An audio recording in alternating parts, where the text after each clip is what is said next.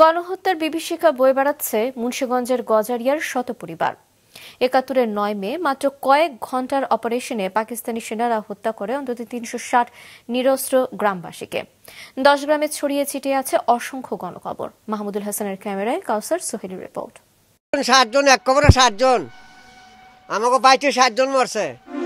গণহত্যার শিকার আপন ভাই, বাবা, ৩ চাচা আর এক জ্ঞাতি মামাকে গণকবর দিয়েছিলেন ৭১-এ কিশোর সালাম।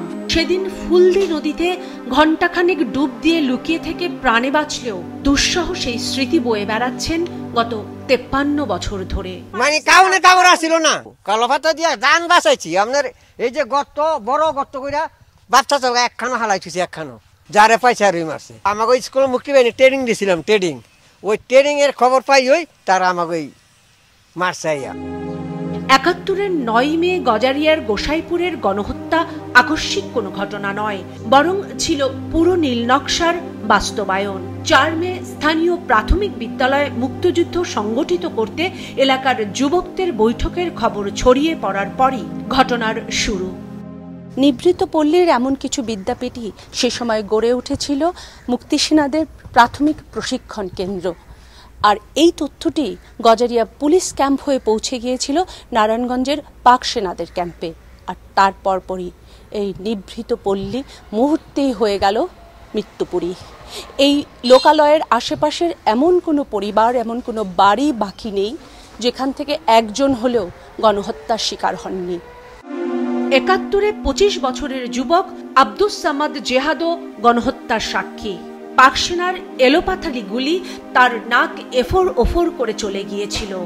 বাইরে ধরে নিয়েছে আমারে, দিয়ে আমার লোক আর ৪ জন লোক খাড়া করে গুলি করছে।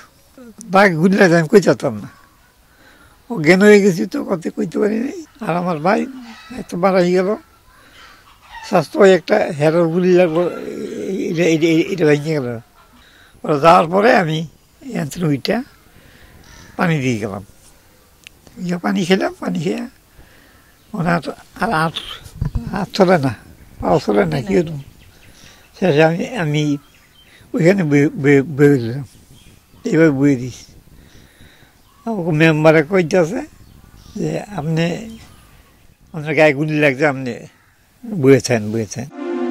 ৭১-এর ৪ ও ৮ মের সেই বৈঠকে ছিলেন সেদিনের ২২ বছরের যুবক তানিসউদ্দিন।